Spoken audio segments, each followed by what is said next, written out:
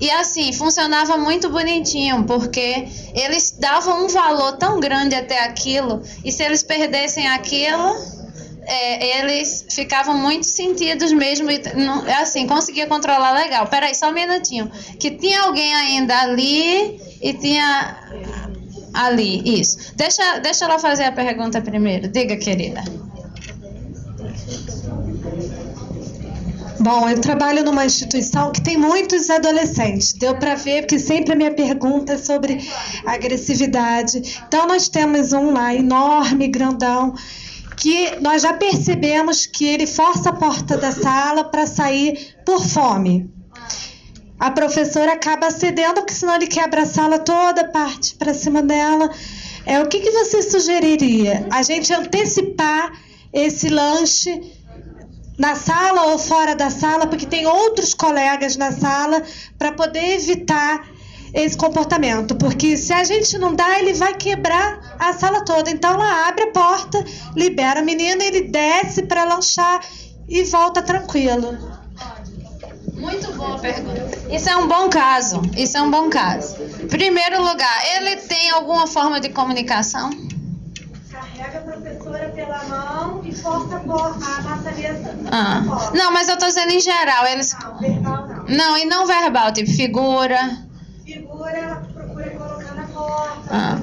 Mas assim, ele não tem um sistema onde ele apresenta uma figura. Não, ele aponta, certo. Mas ele não usa apontar. Certo. Nós já descobrimos que ele procura forçar a maçaneta e sempre é por causa da alimentação. Ok, muito bom, gente. Esse exemplo é bom, porque eu posso falar sobre a questão da prevenção e de manipulação de consequências e de ensino de novas habilidades, tudo num exemplo só. E para vocês verem que uma coisa só não vai funcionar geralmente. Primeira coisa, certo? Se ele força a porta para sair, isso significa que ele está tentando comunicar que ele quer sair e geralmente eles já sabem o porquê. É fome, certo?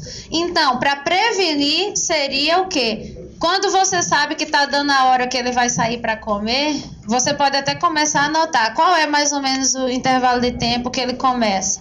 E começar a marcar o horário de saída para o lanche antes disso, para ele não precisar. Isso faria com que ele não precisasse forçar a porta para sair para ir comer. Geralmente o lanche é coletivo, mas só que com ele não Então, isso. Então, mas aí você pode criar nesse caso, certo? Uma situação especial, uma adaptação, exato. Que se ele não consegue esperar, o que é que vai acontecer? Vocês vão ter que dar o horário do lanche, né? Aí vocês vão ter que ver se os outros vão aguentar que ele saia só e que isso não atrapalhe. Talvez vocês até precisem fazer com que o lanche coletivo seja mais cedo. Não sei, aí são ajustes que você vai ter que ir vendo. Mas isso só vai prevenir. Mas o que acontece, gente? Ele precisa aprender a se comunicar de forma mais apropriada. Eu, sendo vocês, eu começaria a trabalhar, vamos dizer, o PECS, eu vou falar já do PECS, mas que ele tem uma forma que, ao invés dele tentar arrombar a porta para pedir para sair, que ele chegue para você, mostre o que ele quer e que vocês, principalmente inicialmente, façam imediatamente o que ele quer quando ele comunicar da forma correta, né? A última pergunta, eu vou ter que fechar as perguntas para poder continuar. Diga. Eu ainda tenho dúvida, a questão do ignorar. Mais alto, ou silêncio também, né, gente? Eu ainda tenho dúvida na questão do ignorar, até que ponto, sabe? Porque como se comportar. Deixa eu dar um exemplo. O meu menino, ele não é verbal, mas ele entende tudo. Ele faz alguma coisa errada, só de olhar pro meu rosto, ele já vê que eu não gostei. Certo. Porque ele tem um contato visual muito bom. Aí eu olho, eu vejo que ele fez algo de errado, eu digo pra ele, não gostei. E saio da sala. O que acontece? Ele vai atrás. Aí ele começa a buscar meu olhar, ele puxa meu cabelo pra olhar, ele fica assim na frente. Já aconteceu de eu fechar os olhos pra não olhar pra ele. Aí eu fico assim dentro de mim. será que eu tenho que olhar agora? Será que agora é hora de eu olhar e dizer, tudo bem, mas você não pode fazer isso? Será que eu devo falar? Será que eu não devo falar? Boa pergunta. Então eu tenho dúvida nessa questão. O que você dizer numa hora dessa, que você ignora e ele vem e persiste até você dar um sinal para ele. Entendeu? Ok. E ao mesmo tempo eu fico com medo de olhar antes e de reforçar o que ele fez. Isso, veja só, deixa eu perguntar primeiro, dá um exemplo concreto de uma coisa que ele fez. Por exemplo, entornar um monte de sabão em pó no tanque e explodir. Certo. Eu já falei pra ele que não pode. Ele tem noção. Ele repete? Ele já fez isso mais de uma vez? Já. Toda vez que dá um vacilo, que deixa ele muito solto, ele vai lá e faz o que não deve. Aí quando eu chego, olho, ele já fica todo assim, né? Aí eu falo, não gostei, sai. Aí ele vai atrás, porque ele sabe que eu não olho pra ele, então ele fica me puxando, querendo que eu olhe e tal. Então, a melhor coisa a fazer nesse caso, certo? Me parece que, tipo, ele fez uma coisa, vamos dar esse exemplo do sabão em pó, né?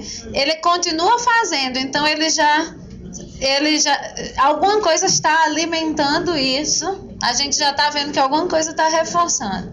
Então, primeiro lugar, me parece um caso que não só ele não deveria ter a tua atenção, mas por um tempo ele talvez não pudesse ter acesso a qualquer coisa reforçadora, certo? Então, assim, você pode estabelecer um tempo, porque não é uma coisa que ele estava fazendo, quando ele parar, aí você dá atenção. Foi uma coisa que ele fez e aí ele vai perder acesso temporário a qualquer fonte reforçadora, incluindo você, certo?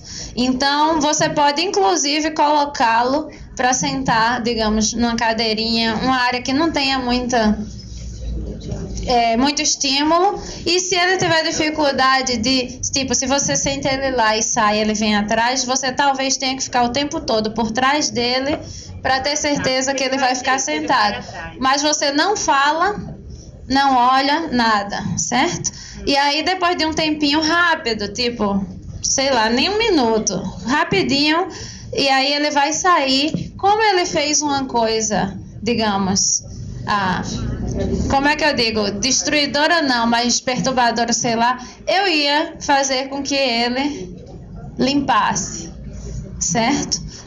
Depois que, assim, primeira coisa, deixava ele lá, né, por um minutinho ou menos, vamos dizer, 30 segundos, sentado sem olhar para nada, sem nenhuma estimulação. Depois tira ele, é o time out que eu vou falar já já, mas tiraria ele e dizia, muito bem, você ficou quietinho, agora a gente vai limpar, você vai limpar, diga.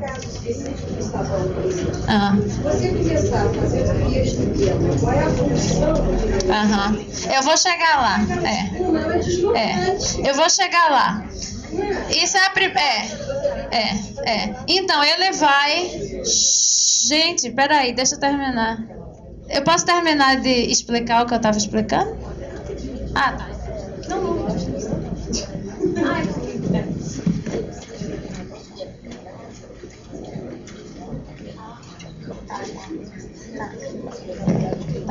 Tá bom. Então, deixa eu só terminar de responder essa questão. Então, o que acontece? Uma coisa é você fazer com que ele perceba que ele fez uma coisa errada e tem uma consequência para isso. A outra coisa vai ser o quê? Ensiná-lo algo funcional. Tipo, você pode começar a fazer com que ele te ajude durante você tá botando roupa na máquina, ele pode botar o sabão para ele começar a perceber que tem uma função. Ele faz isso, exatamente, eu acho que é porque... Aí entra a prevenção também, tirar o sabão em pó do alcance dele, que aí ele não vai poder fazer. Mas, gente, deixa eu dizer uma coisa, eu vou precisar continuar. Eu sei que uma pergunta de alguém, às vezes acaba respondendo de outras pessoas, mas se eu ficar só respondendo perguntas, eu não avanço. Então, vamos continuar, tá? Aí eu digo, tenta copiar perguntas e aí no final a gente discute. Mas vamos lá. Então, eu acho que a gente pode passar para isso aqui. Vamos ver esse exemplo do ignorar, certo? Suzana foi mandada de castigo para o seu quarto por atirar um brinquedo na TV. No quarto, Suzano começa a pular na cama e gritar na esperança de conseguir alguma reação dos irmãos. O que a mãe de Suzana deve fazer? Não leiam. Já. Eu devia ter botado aquele sistema que aparece a resposta depois. O que vocês acham? Ela foi para o quarto de castigo, né? Mas aí ela tá lá fazendo a maior barulho, gritaria, querendo chamar a atenção. O que vocês acham que deve fazer? Não olha a resposta não, tenta pensar. Já olhou, né? Então tá.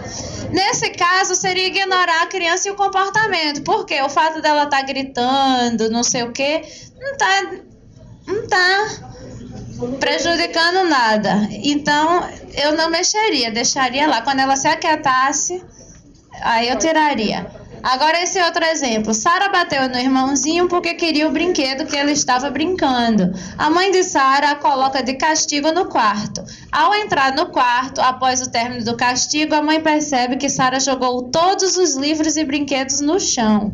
O que a mãe de Sara deve fazer? Ela vai continuar ignorando a criança, mas não vai ignorar o comportamento. Ou seja, sem dar atenção a Sara, ela vai levá-la para um castigo num local mais apropriado, onde ela não consiga destruir nada, e depois do castigo fazer com que ela arrume tudo que desarrumou, né? Então, assim, a gente tem que pensar em várias estratégias. Agora, outra coisa seria impedir que a criança escape de uma demanda quando a função é escapar da demanda, claro. Então, muitos comportamentos têm a função de escapar demandas. Você pode impedir que a criança escape de várias formas. Ignorar o comportamento é uma forma, sem ignorar a criança. Porque, por exemplo, lembra quando eu falei, a criança fica chorando, querendo chamar tua atenção e escapar. Você pode continuar com a demanda, mas ignorar o choro, o comportamento.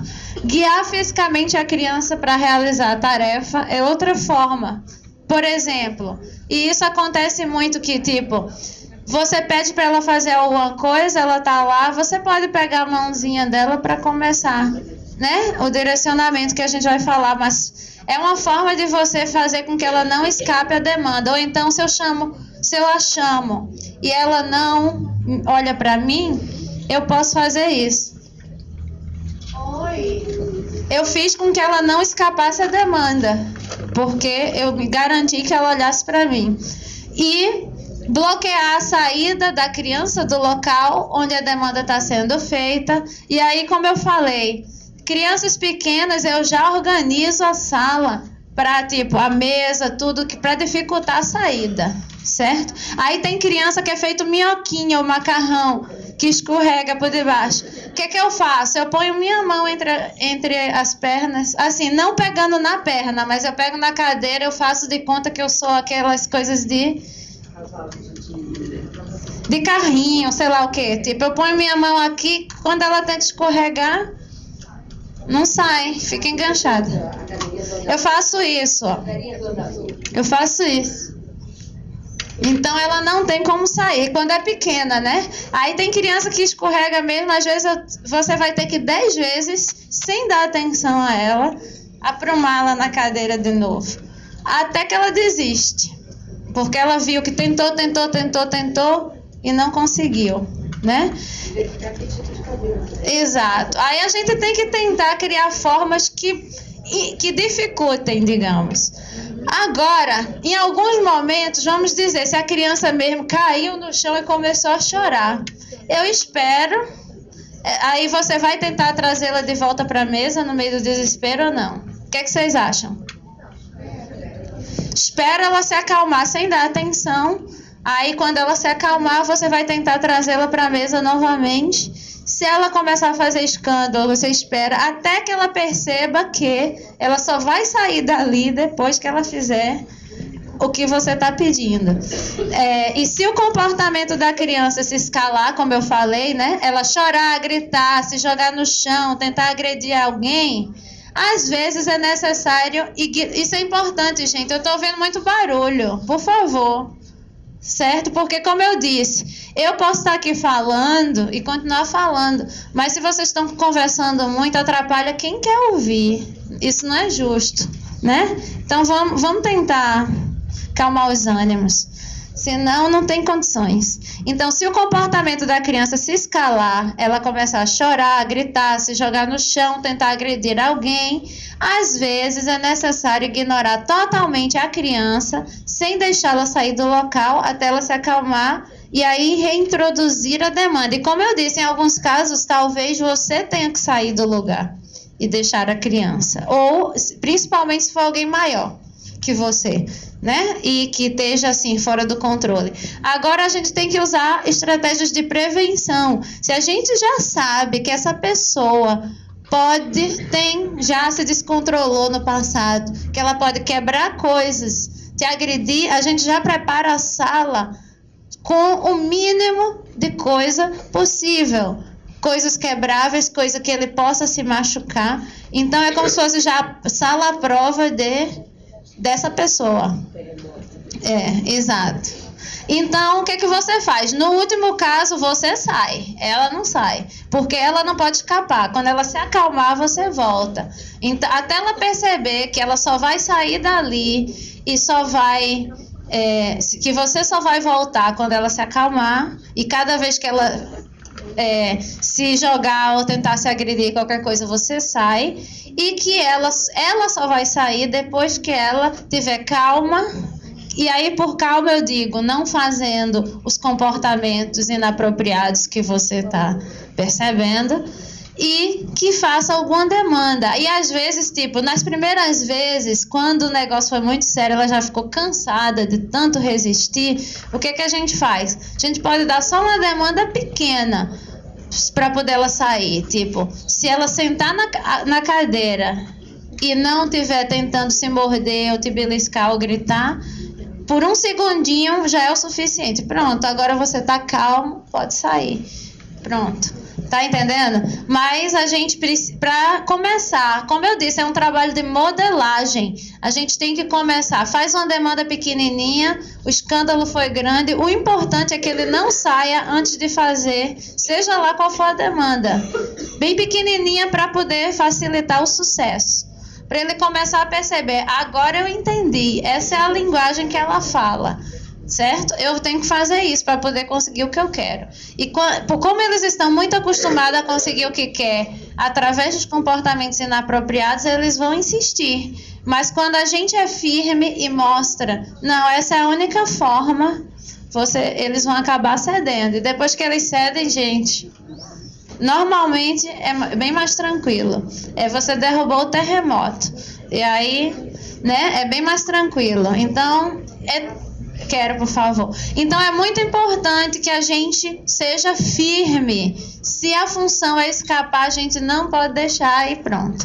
Né? Então, você pode impedir que a criança escape de uma demanda de várias formas. Caso você perceba, isso eu acabei de falar, eu acho, que a demanda foi grande demais para ser obedecida pela criança, você pode trocar a demanda o mais rápido possível por uma outra menor e mais fácil de ser obedecida. O importante é que a criança não saia sem ter obedecido a uma demanda sua, seja qual for, certo? Isso é o mais importante. Então não fique com medo, eita, eu já pedi isso e agora? Se eu desistir... Não, você pode desistir dessa demanda. O importante é que você ponha outra imediatamente. A gente faz um trato, olha só, e você pode até, mesmo que eles não compreendam totalmente, mas você vai dizer, quando você estiver sentado, sem gritar, você pode sair.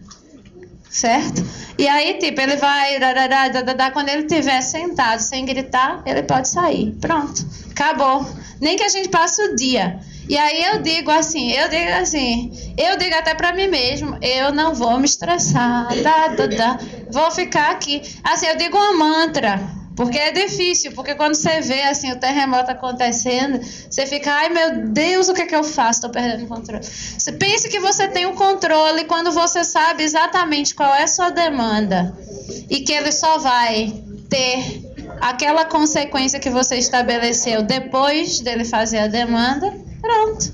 Você não precisa forçar fisicamente, porque isso é que acontece muito com professores e pais, que fica assim, desesperado, aí grita com o menino, não sei o quê, né? Aquele desespero, tenta forçar.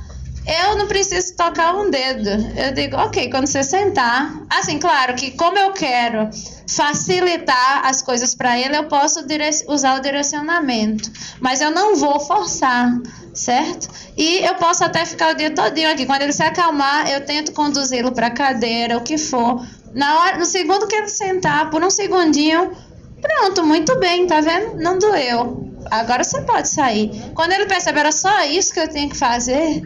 Tá entendendo? Claro que às vezes eles não vão entender isso a primeira vez. É preciso várias repetições disso para eles começarem a associar e dizer, ah, entendi. É muito mais fácil eu sentar logo e ficar quieto e conseguir o que eu quero do que fazer essa tempestade toda e acabo não conseguindo nada e ainda tenho que fazer aquilo, não é? Não é lógico? Aí o pessoal de trás tudo tranquilo? Tá fazendo sentido? Eita, danou-se. Ó, gente, sério, vamos tentar limitar as perguntas, porque senão eu não consigo avançar. Vamos tentar deixar pro fim? Quando você tem 3 alunos autistas, uma sala de aula de 45 alunos, numa rede pública. Pois é, isso é complicado, precisa de mais mão de obra. Eu sou professora da rede pública há 30 anos. Isso aconteceu comigo.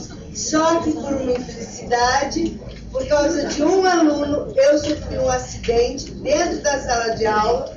Eu tive os tendões das mãos desligados. Vai fazer 2 anos isso. Eu estou afastada por acidente de trabalho. Aham. Isso é uma coisa a gente... Não, aí é outra história, certo?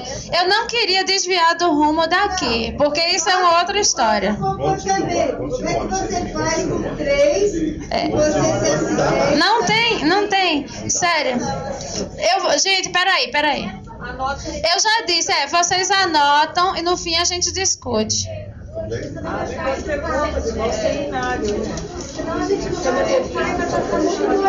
Isso, vão deixando as perguntas aqui, eu garanto que no fim eu respondo, senão não rola.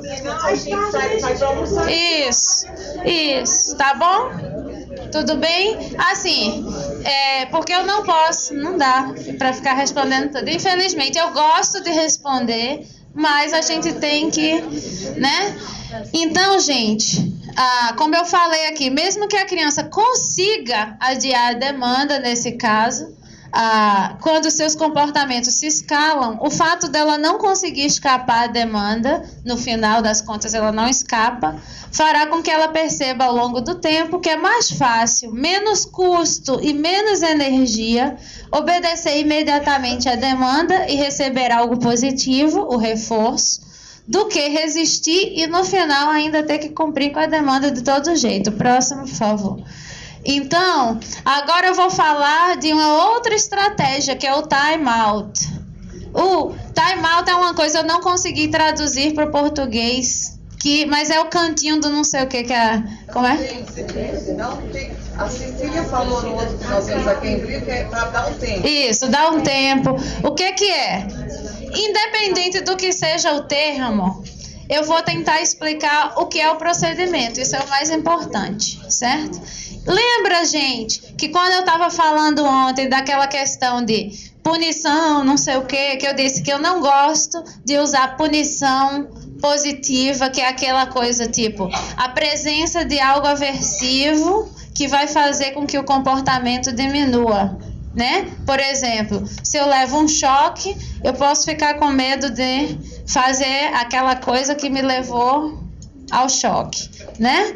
Então, coisas como bater na criança, colocar uma tipóia, qualquer tipo de contenção, geralmente pode ser considerado uma punição positiva, que não é positiva no sentido de valor, mas é positiva no sentido da presença de algo que é aversivo geralmente e que a pessoa vai parar de fazer o comportamento para evitar essa consequência aversiva.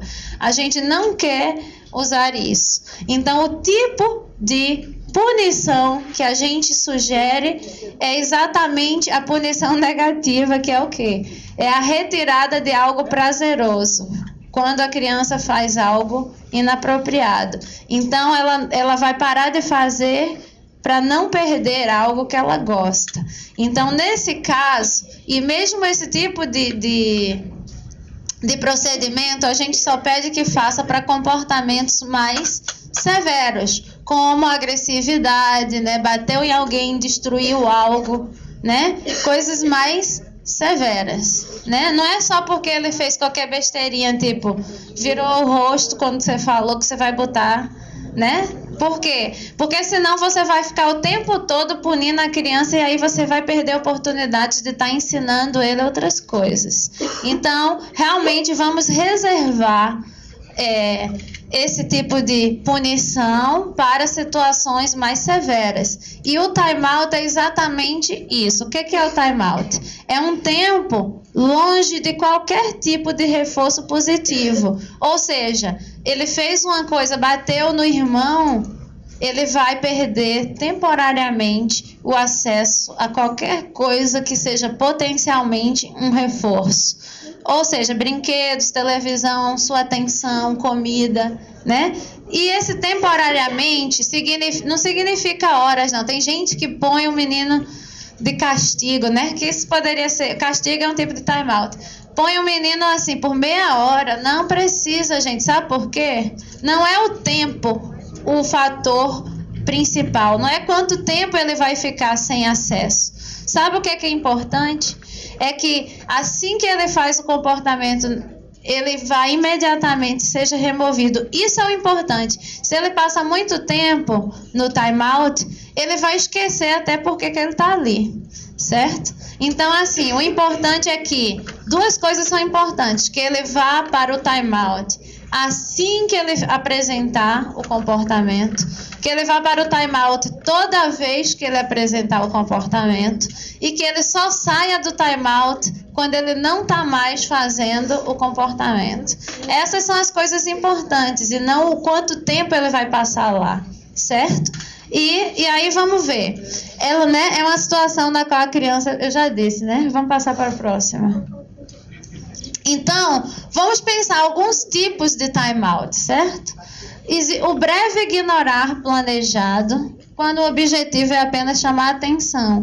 Então, a criança grita para chamar a atenção, você vira o rosto e não fala com a criança até o segundo que ela para de gritar. E às vezes é muito bonitinho, assim, que as mães ficam, não tá dando certo não, porque no segundo que eu olho para ele, ele começa a gritar de novo. Eu digo, vira de novo. Então, tem vezes que você vai ter que ficar assim, tipo, você grita aí, por favor.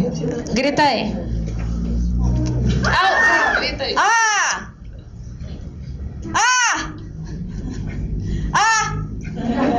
Tá entendendo? Tem que ser assim, tipo, pra ela, até ela perceber que toda vez que ela grita, ela perde minha atenção. Até que se ela quer minha atenção, aí isso só vai funcionar, claro, se o objetivo, a função for chamar atenção. Senão não funciona.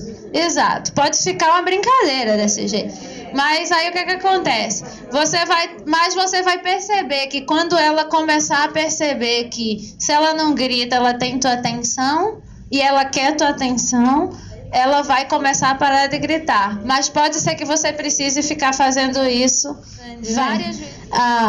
Forte e resistente é mais viável que todos se retirem da área do que tentar remover a criança. Imagina, a gente passou, eu acho que a gente passou não? Veja aí. Não, né? Então tá certo. Tá bom. Então, gente, o que acontece? Você tá numa sala de aula com adolescente ou adulto, vamos dizer. Aí ele começa a bater ou a destruir, né? A gente pode... Todo mundo sai. Todo mundo sai da sala, criou uma área de time-out. Ele ficou lá sozinho. O que adianta? Se ele tá tentando chamar a atenção de todo mundo, né? E aí todo mundo saiu, não tem mais motivo. Quando ele se acalma, todo mundo volta. Pode ser que vocês tenham que passar um dia inteiro só fazendo isso. Ninguém vai conseguir fazer mais nada. Mas depois que a gente eliminar esse comportamento, melhor. né? Então, você pode também remover temporariamente a criança, levar a criança para um local que seja desprovido de qualquer reforço positivo. E aí vocês vão ver